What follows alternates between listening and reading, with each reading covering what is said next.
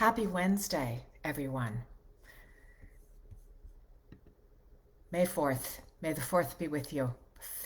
Like a lisp. Good morning, good afternoon, good day. It never changes, right? The intro is always the same. So I'm going to get right to it today because I have a brief amount of time before I have a 12:30 that I have to get to. So if you would please make yourself known in the comments. I always love to know that you're here and, participating and listening and all that good stuff. So I hope everyone is well. And let's see, we're going to talk about second takes in your auditions, specifically your auditions. Obviously, in a session, you're going to do many, many takes, right? So that's a whole different topic. So second takes in auditions. Let's just get right to it, shall we? Um, First, I have a little rule that I do myself, and you can think about this. Uh, but it seems to make sense. I'm very mindful of the time that casting directors take to listen to our auditions, and so I have this. I figure uh, they're never going to spend more than a minute, right? So that said, I kind of have a guideline, right? That any piece of copy that is a minute is like a 60-second spot. You only do one take, unless they specifically say, I want two distinct takes, right? In which case you would do that. But if it's just an audition and it's a 60-second TV or a good 60 seconds of a narration piece, one take, right? It's very rare that people are going to listen through to two takes if they have not requested them, okay? So if you've got a 30-second commercial, right, you're going to do no more than two takes, no more than two takes, okay? A 15-second, a 10-second, 2 to 3 takes, right? And if it's a tag, 3 takes. Again, unless they're specifically asking you for, it's a one-line thing and they go, please give 6 takes, right? Okay, well then you've got some play, right? And you get to do 6. But the idea behind all that is like, be succinct, like really be succinct and respect the time of the casting director who's listening to stuff. Like, just be aware of that, right? You don't want to overstay your welcome. That's really the ticket. So, and again, another sort of overarching rule about second takes is that do not do a second take if you only have subtle differences. You want a distinct difference on a second take. Okay? Subtlety belongs in the session. It doesn't belong in the audition. Okay? Um, so again, you're only going to give a second take, even if it's a 30, if you've got a second take that's distinct. Okay? That's paramount. All right? So then what is it that makes a distinct take? And what do you do, right? How do you make for a distinct second take? The first thing I think that people do, which I think is erroneous, is that they tend to do things like, well, I'll emphasize different words in this take. I will take the same script and I will simply emphasize different words. That's not good enough. That's not distinct enough, okay? We have a tendency then to leave the meaning of the script behind in order to hit a particular word. Meaning is king. You must always make sense of the copy. Always. Always. That's our primary objective as voice actors, is making sense of the copy. Okay? So we don't necessarily just want to say, well, I'll emphasize this word. You know, my sister and I, God, growing up, we saw this billboard, driving, I think we were driving through the South, and it said, and the catchphrase was, banking is important. Not very entertaining, but it was like, the 70s. And she and I just kind of made this joke about like, banking is important. Banking is important. Banking is important. Banking is important. Banking is important. Right? which which is so silly. Like, but it was just a little game that we played, right, about emphasis on certain syllables and things. But obviously you can tell in a silly little example like that, if you emphasize certain words or certain syllables, it loses its meaning, right? Um, so um, so what we want to do really is change the nature of who it is that we're talking to, right? That to me is the most interesting second take stuff. Who we're talking to and the proximity of the person, right? Where is this person? Are they sitting next to me? Are they across a table in a quiet restaurant? Are they across the table in a noisy restaurant? Like, where am I? Because that's going to change the sound of my voice, and it's going to change. I shouldn't say it's going to change the sound of my voice. It's going to change my intention, right? So if I'm doing a financial thing, and I say, when you get to this age, your investments mean more than anything. Okay, I'm not a copywriter. Um, right. So if I'm talking to someone who's like right close up to me, and I say, when you get to this age, your I don't even remember what I said. When you get to this age, your investments really matter the most. Okay. Versus I'm sitting across from a table with my friend and we're having lunch, and I say, when you get to this age, your investments really matter the most, right? It's different. It's a different tone. By virtue of where I've placed myself in the scenario, I kind of end up with a different objective, right? So, and if I'm talking to a group of people and I go, when you get to this age, your investments really make all the difference. It's a different tone, right? It's a different perspective, and I think that's what we're looking for in a second take, is a different perspective, right? So I almost want to couch this. I tend not to want to state things in the negative, but in a certain sense, it's it's it's important, right?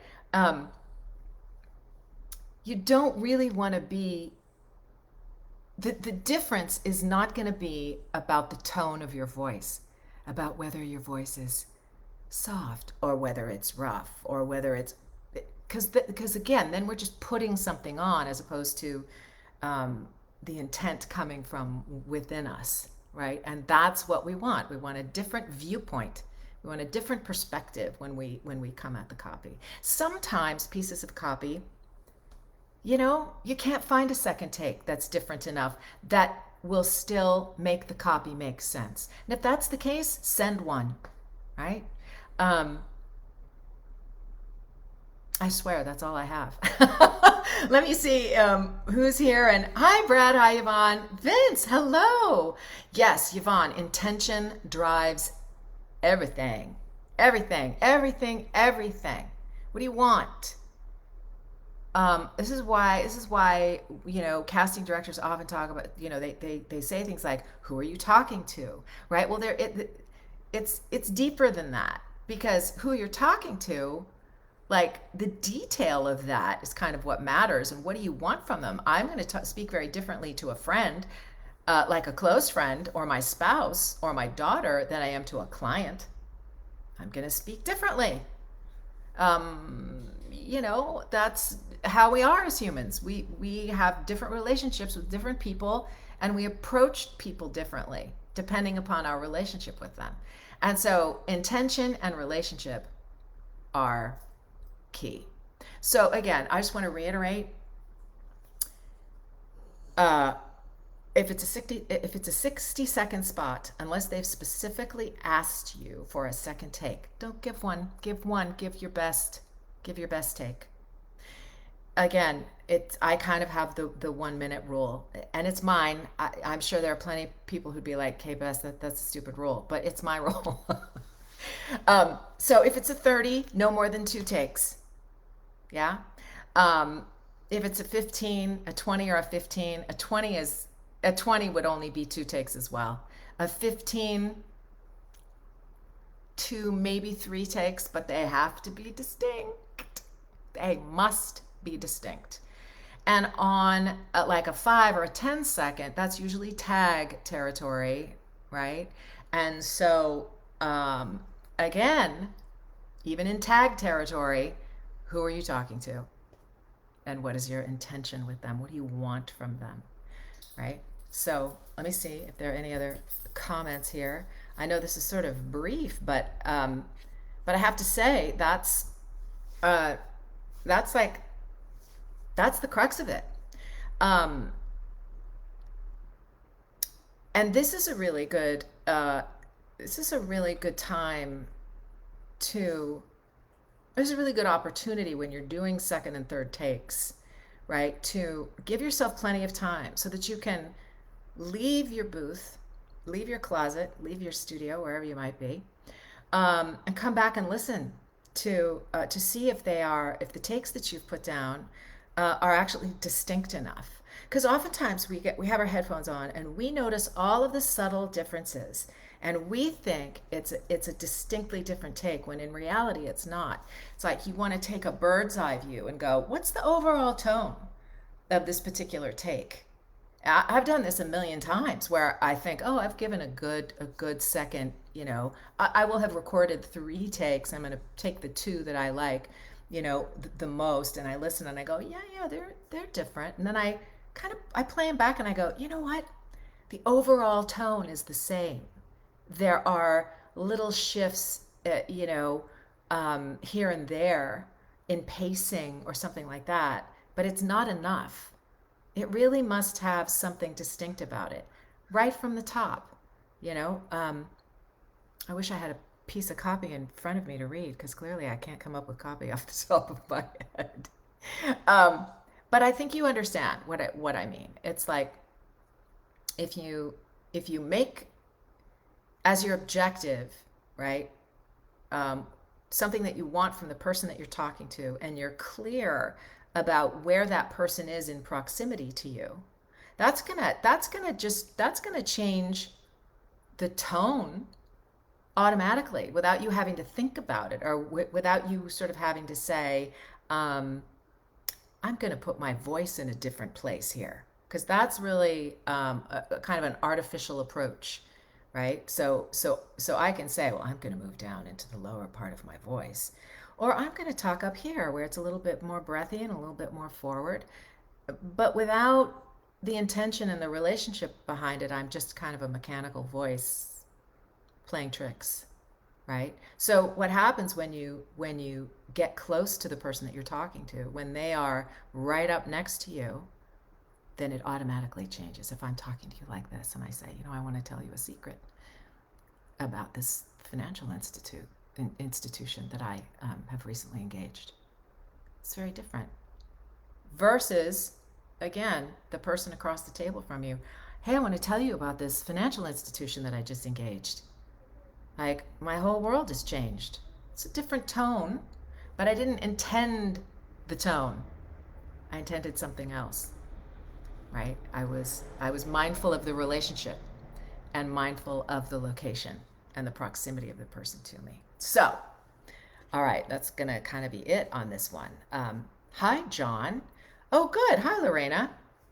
Yeah, I think everybody, Lorena, struggles with making second takes distinct, right? It's hard to know, but again, there's that thing of with our headphones on, we're like inside baseball, right? We're like every nuance we hear, and so it's really good to step back, come back in, and listen again, and you can tell, is it too close? Are they too similar? And if they're too similar, send one. Really, send one. Yeah, because what you don't want to end up happening is you send a take that's not different, and then the casting director goes, how much imagination does that person have? Not sure, because everybody, we all know that the job is usually very different than the audition.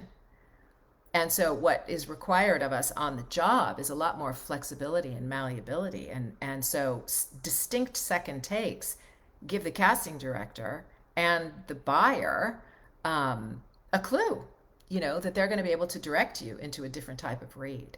So that's like the major thing. Don't be afraid to just send one take. Do not be afraid. You are not shortchanging yourself. You're not shortchanging the casting people. You're not. You're sending your best. And and the thing that tops that has like priority over every word that just came out of my mouth is what did the casting director ask of you? And if it's a 60-second spot and they want two takes, you're going to give them two takes, right? And you're going to do your best to make them as distinct as you can without being artificial. So, um, yeah, casting director instructions always take precedent over everything. I hope that this is helpful to you. I appreciate you. I appreciate your patience with me as I make this a quick one. I'm sure you guys are all like, "Oh, thank God, it's a quick one." Thank God, now I can get on with the rest of my life. I did want to say that for those of you who are new in the group and who don't necessarily like to navigate the sort of inside stuff of a Facebook group, um, I am just in the process of uploading all of these prior Facebook Lives up onto my YouTube channel, and they'll all have very clear titles of the subject matter. And so you can do, if you want to go there, it's just KBest. That's my channel.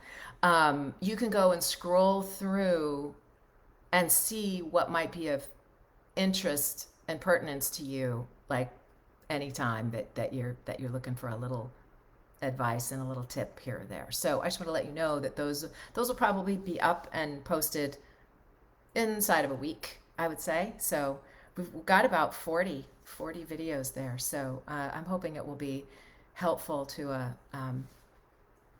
you know, to anyone in voiceover who comes to visit the page. So so that is it. And I adore you all, and I thank you for being here and for hanging out with me. And of course, if you're watching this on the replay, still feel free to make comments and ask questions because I monitor and I will answer. And just feel free to get a hold of me any which way you want. So have a great rest of your Wednesday and a great rest of the week. And I will talk to you next week. All right, everybody. Mwah.